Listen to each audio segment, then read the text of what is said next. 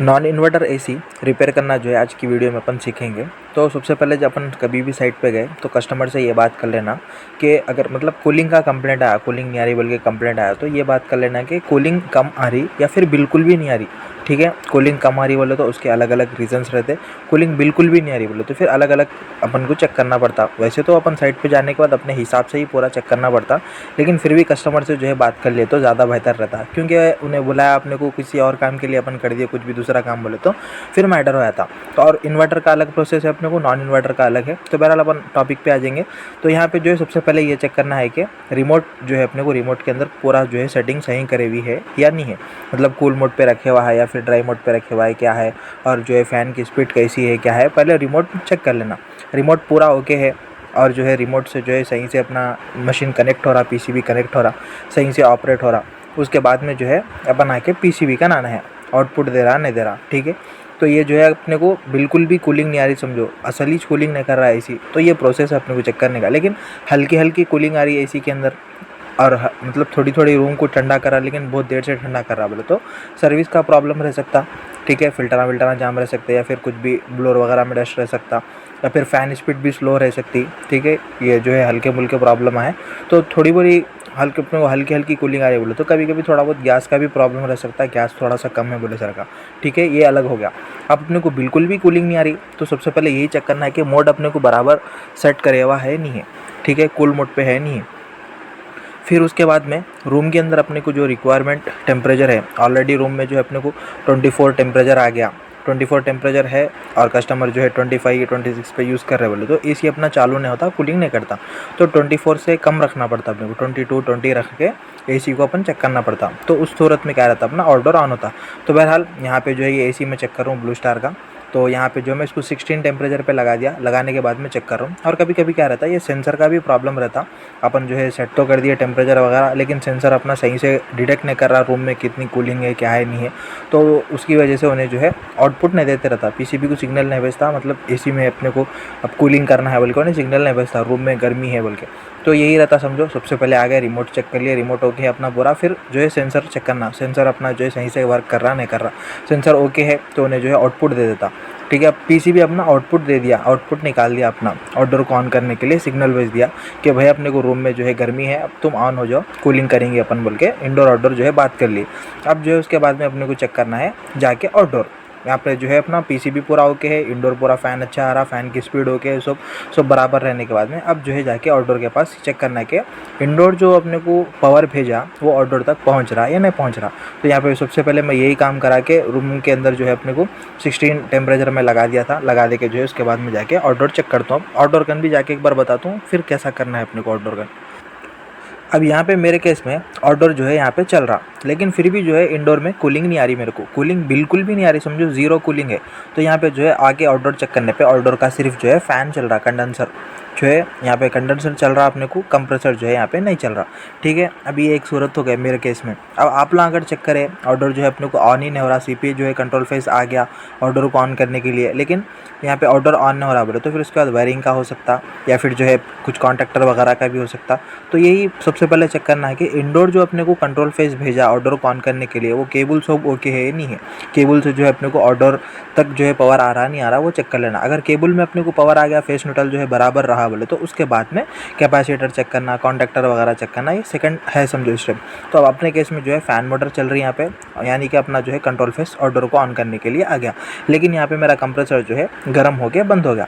अब ये जो है कंप्रेसर जो है हाथ लगाने भी नहीं दे रहा, बहुत ज़्यादा गर्म है। तो इसको मैं क्या करता हूँ, पावर सप्लाई ऑफ कर देता हूँ। ऑफ करने के बाद में कंप्रेसर को पहले ठंडा करता हूँ। अब कंप्रेसर जो है मेरे को गर्म यहाँ पे होने के इसके दो रीजंस रहते हैं अपने को। ठीक है, मेनली अब दो रीज़न में से पहला क्या रहता है, कैपेसिटर वीक हो गया इसका। कैपेसिटर वीक होने की वजह से जो है अपने को जो है स्टार्टिंग नहीं मिल रही, इसलिए गर्म हो गया। ठीक है, ये एक मेन रीज़न होगा। दूसरा क्या रीज़न है, अपना गैस का प्रॉब्लम है। तो गैस में यहाँ पे चेक कर लिया, देख सकते हैं गैस तो अच्छी खासी है इसमें 32 है, लेकिन फिर भी लाइन गेज लगा के चेक करना अपन को वही जो है बेहतर तरीका है।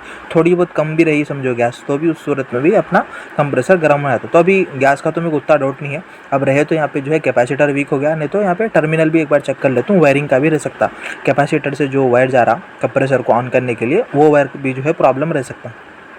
ठीक है, तो यहाँ पे CSR वायरिंग वगैरह मैं निकाल लेता हूँ। तो सबसे पहले कंप्रेसर तो ठंडा कर लेता हूँ पानी डाल के, और ये टर्मिनल खोलने से पहले, क्योंकि वहाँ पे रबर की सील वगैरह रहती तो पानी जो है नहीं जाता उसमें। अगर अपन खोल दे के डाले बोले तो पानी जाता, फिर वो वायरिंग वगैरह को सुखाना करना पड़ता। तो बहरहाल पहले मैं जो है यहाँ पे पानी डाल के इसको ठंडा कर लेता हूँ। ठंडा करने के बाद में फिर आगे के स्टेप देखेंगे कैसा चेक करना है। अब यहाँ पे अपना जो है आउटपुट तो आ रहा था, अपना जो है आउटडोर भी चल रहा था यहाँ पे, लेकिन कंप्रेसर नहीं चल रहा था। तो अब कंप्रेसर को जो है अपन आके चेक करने पे यहाँ पे जो है ओवर हीटिंग है। अब ओवर हीटिंग की जो रीज़न है अपने को, गैस लीकेज तो नहीं है यहाँ पे, गैस तो बराबर है, गैस लीकेज भी हो गया समझो तो भी कंप्रेसर एम्प्टी चलने की वजह से जो है अपने को गर्म हो जाता, और ये गर्म होने की केस में जो है ख़राब भी हो जाती समझो बहुत सारे कंप्रेसर। तो देख सकते हैं यहाँ पे कितना सारा अपने को धुआं निकल रहा है, इसका मतलब जो है कंप्रेसर बहुत ज़्यादा गर्म है। तो इसको अपन नॉर्मली अगर छोड़े समझो, अब उसकी हालत पे टू ठंडा हो बोल के, तो उन्हें जो है बहुत घंटे, 1.5 घंटा 2 घंटा रहता समझो नॉर्मल ठंडा होने ऑन होने के वास्ते। तो अपन जो इस तरह से पानी डाल के ठंडा कर लेके चेक कर सकते हैं प्रॉब्लम क्या है बोल के। इसमें जो है कुछ अपने को प्रॉब्लम नहीं है समझो, मतलब अपन इस तरह से करने से बहरहाल प्रॉब्लम ज़्यादा आ जा रहा। तो बहरहाल कंप्रेसर में ठंडा होने के बाद में अब जो है अपन कंप्रेसर को ऑन करके चेक करना है। कैपेसिटर भी मैं एक बार चेंज कर देता हूँ साथ ही में। कैपेसिटर चेंज करने से मेरे को ये कंफर्म हो जाता है कि कुछ वायरिंग वगैरह का प्रॉब्लम है, या फिर कैपेसिटर ही यहाँ पे गया था, या फिर जो है अपने को गैस कम है क्या है। ठीक है, तो ये प्रोसेस रहता समझो। तो अपन क्या करें, सबसे पहले इंडोर चेक करें। इंडोर जो है अपने को पूरा ओके है, अपन रिमोट से सेटिंग बराबर कर दिए, इंडोर का फ़ैन वगैरह सब अच्छा फिर रहा। इंडोर में मतलब कुछ भी किसी तरह का प्रॉब्लम नहीं है अपने को, क्योंकि अपना जो है इंडोर आउटपुट भी निकाल दिया। आउटपुट निकाल दिया मतलब अपने को जो है सेंसर ओके है। ठीक है, रूम सेंसर भी ओके है, कॉइल सेंसर भी ओके है। 2 ही सेंसर रहते समझो नॉन इन्वर्टर मशीन में अपने को। इन्वर्टर में भी 2 ही सेंसर रहते हैं, किसी किसी में 3 भी सेंसर रहते हैं इंडोर में भी। ठीक है, तो बहरहाल यहाँ पे नॉन इन्वर्टर मशीन चेक कर रहे हैं अपन। नॉन इन्वर्टर मशीन चेक करने का प्रोसेस यही है समझो। इंडोर अपना आउटपुट निकाल दिया बोले तो ख़त्म, इंडोर का पीसीबी ओके है, सब ओके। अब इंडोर का जो आउटपुट आया वो आउटडोर तक पहुँच रहा नहीं पहुँच रहा, तो केबल के जरिए आता, तो केबल ओके नहीं है वो भी देख लेना, आउटडोर तक पावर आ रहा नहीं आ रहा। अब आउटडोर तक पावर आने के बाद में अब कूलिंग आना अपने को, कंप्रेसर जो है चालू होना, फ़ैन चालू होना, लेकिन अपना कंप्रेसर नहीं चल रहा या फ़ैन नहीं चल रहा। अब एक वजह ये भी रहती कंप्रेसर ओवर हीटिंग की कि अपना फ़ैन नहीं चलता, लेकिन अपने केस में वैसा नहीं है। फ़ैन अपना सब बराबर है, फ़ैन जो है अच्छे से काम कर रहा, फ़ैन का भी कैपेसिटर कुछ भी वीक नहीं है। ठीक है, अपना कंप्रेसर जो है अपना नॉर्मल हो गया, ठंडा हो गया। तो अब कंप्रेसर का ही जो है वायरिंग वगैरह चेक कर लो तुम्हें, CSR वायरिंग सब ओके है नहीं है। ठीक है इसको कुछ भी नहीं रहता, नॉर्मल एक छोटा ये नट जो है लगे हुआ रहता, नट जो है खोल लेके। अब खोलते वक्त भी क्या है, कभी कभी गरम गरम में अपने को चुरका लग सकता है, इस वजह से भी नहीं खोला समझो।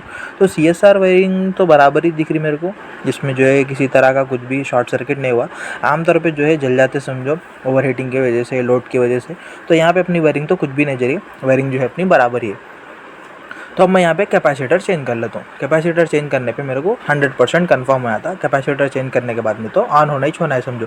लेकिन अगर मैं कैपेसिटर चेंज करने के बाद में भी ऑन नहीं हो रहा, तो देख सकते हैं यहाँ पे 50 का कैपेसिटर है, तो चेंज करने के बाद में भी अगर ऑन नहीं हुआ समझो, तो उस सूरत में क्या रहता, एक बार केबल चेक कर लेना। केबल के कुछ टर्मिनल पे रस्ट आ गया, या फिर कंप्रेसर के टर्मिनल पे कुछ रस्ट आ गया, या वायर क्लिपां कुछ ख़राब हो गए, तो केबल का भी रह सकता है। लेकिन केबल भी ओके है, अपन कैपेसिटर भी चेंज कर दिया, नया डालने के बाद में नहीं ऑन हो रहा बोला, तो फिर कंप्रेसर गया समझो। उस सूरत में कंप्रेसर अगर चले गया, यानी कि अपना गैस लीकेज हो गया, या फिर किसी वजह से ऑयल पंपिंग कर दिया समझो पूरा। अब गैस लीकेज होने के बाद में क्या रहता, कंप्रेसर में जो ऑयल रहता वो ख़त्म हो जाता, बाहर निकल जाता, पाइपिंग में आ जाता। उसके बाद में इसके जो मैकेनिकल पार्ट्स रहते हैं उसमें प्रॉब्लम आया था, इसका पिस्टन रोटर रहता वो पकड़ लेके उसमें जो है अपने को फिर हमिंग लेता हूँ।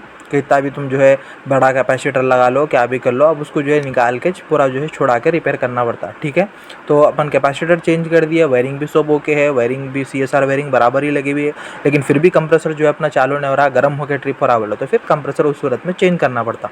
ठीक है, अब अपने सूरत में जो है यहाँ पे कंप्रेसर तो अपना कैपेसिटर यहाँ पे 50 का है, मैं डाल दिया। डाल देने के बाद में एक बार चेक कर ले तो समझो। ठीक है, तो वही अपनी सूरत में यही है कि इसका CSR वायरिंग सब बराबर है, CSR में कुछ भी प्रॉब्लम नहीं है।